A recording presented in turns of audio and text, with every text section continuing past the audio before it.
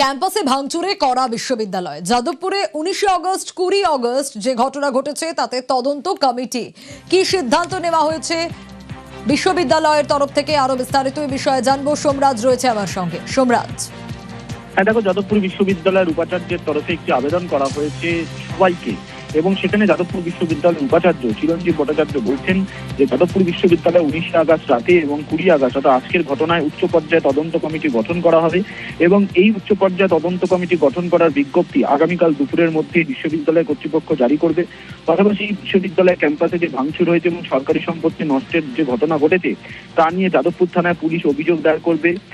শুধু তাই নয়, 19 আগস্ট রাতের ঘটনার সমস্ত সিসিটিভি ফুটেজ সংরক্ষণ করার নির্দেশ ইতিমধ্যেই দেওয়া হয়েছে এবং তদন্ত কমিটির হাতে সেই সিসিটিভি ফুটেজ তুলে দেওয়া হবে। আর বেআইনিভাবে যারা ক্যাম্পাসে ঢুকেছেন বা ঘটনায় যারা জড়িত তাদের চিহ্নিত করার চেষ্টা হবে। বিশ্ববিদ্যালয়ের তরফে নিরাপত্তায় কোনো রকম গাফিলতি ছিল কিনা সেটাও তদন্তের আওতায় আনা হচ্ছে। এছাড়াও নিরাপত্তায় যদি কোনো ত্রুটি ধরা পড়ে তাহলে সেটা সংশোধনের আশ্বাস উপাচার্য চিরঞ্জীব ভট্টাচার্য দিয়েছেন।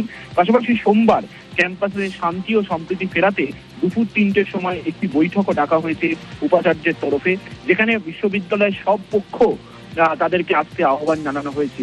বিশ্ববিদ্যালয়ের উপাচার্য চিরঞ্জীব ভট্টাচার্যের তরফে এই আবেদন সব পক্ষের উদ্দেশ্যে করা হয়েছে, অর্থাৎ বিশ্ববিদ্যালয়ের যারা স্টেক হোল্ডার সবার উদ্দেশ্যে এই আবেদন যাদবপুর বিশ্ববিদ্যালয়ের উপাচার্য রেখেছেন বিশ্ববিদ্যালয়ের শান্তি ও সম্প্রীতি ফিরিয়ে আনতে। বেশ,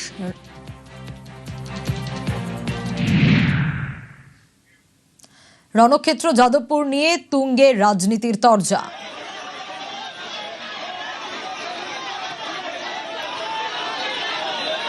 যাদবপুর ইউনিভার্সিটির মতো কিছু কিছু ইউনিভার্সিটি আমরা আগেও দেখেছি, আমিও কয়েক বছর আগে গিয়েছিলাম, সেখানে আলট্রা লেফট স্টুডেন্টসরা আক্রমণ করেছিল।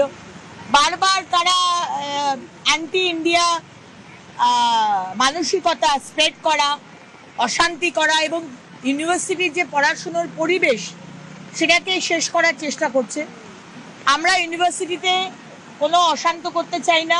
ইউনিভার্সিটিতে পড়াশুনো ঠিক মতো হোক, সমস্ত অসুবিধা সমাধান যাতে করতে পারি সেটা সরকার দেখে নেবেন, আমাদের মন্ত্রীরা রয়েছেন তারা দেখে নেবেন। কিন্তু এইভাবে রাজনীতি কলেজে স্কুলে ইউনিভার্সিটি ঢুকিয়ে আগের সরকারদের মতো অশান্ত করতে দেব না। এটা দল নিয়ন্ত্রিত সরকার নয়। ইউনিভার্সিটির ক্যাম্পাসে দল থাকবে না। আমাদের কোনো ছাত্র সংগঠন নেই।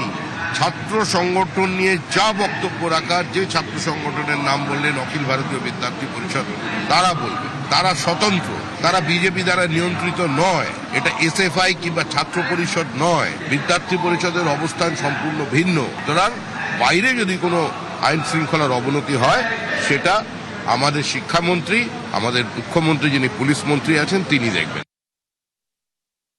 যাদবপুর বিশ্ববিদ্যালয়ের ভেতরের যে ছাত্রছাত্রীদের যে অংশ, তাদের কিছু ক্রিয়াকলাপ নিয়ে আমাদের বক্তব্য আছে বা সমালোচনা বা বিতর্ক আছে, সেটা থামাবার দায় তো রাত্রেবেলা গুন্ডামি করার লোকগুলোকে কেউ দেয়নি। তারা কে, কেন যাবে? প্রত্যেকটাকে অ্যারেস্ট করা উচিত। সর্বত্র বিজেপি যে একটা হামলাবাজি, গুন্ডাবাজি, জানে পুলিশ আছে সঙ্গে, এ ধরনের ঘটনা কিন্তু আগে ঘটেনি। হ্যাঁ, আর বিজেপির বিধায়ক সাপোর্ট করবেন, উস্কানি দেবেন, তো হতে পারে না। এটা পশ্চিমবঙ্গে যে গুন্ডারাজ, জঙ্গলরাজ, পুলিশ রাজ চলছে সেটাকে এস্টাবলিশ করে দিল ভারতবর্ষের অন্যতম সেরা মেধা কেন্দ্র যাদবপুর বিশ্ববিদ্যালয়। মাঝরাতে বহিরাগত নামে বিজেপির এইসব হামলা। জেএনইউকে, যাদবপুরকে, জামিয়া মিলিয়াকে, আলিগড়কে কেন টার্গেট করা হয়? হায়দ্রাবাদ বিশ্ববিদ্যালয়কে কেন টার্গেট করা হয়? ইউজিসি র্যাঙ্কিং অনুযায়ী আমাদের দেশের one of the foremost centre of excellence. সরকার এই ধরনের সংস্থাগুলোকে আরো কোথায় বাড়াবে? তারপরে যেভাবে আইআইএম কে নষ্ট করেছে রাজনীতি করতে গিয়ে, এখন ইন্ডিয়ান স্ট্যাটিস্টিক্যাল ইনস্টিটিউটকে এভাবে নষ্ট করার চেষ্টা করছে। সরকার নিজে হাতে নিতে চাইছে, তার স্বাধিকারকে খর্ব করছে।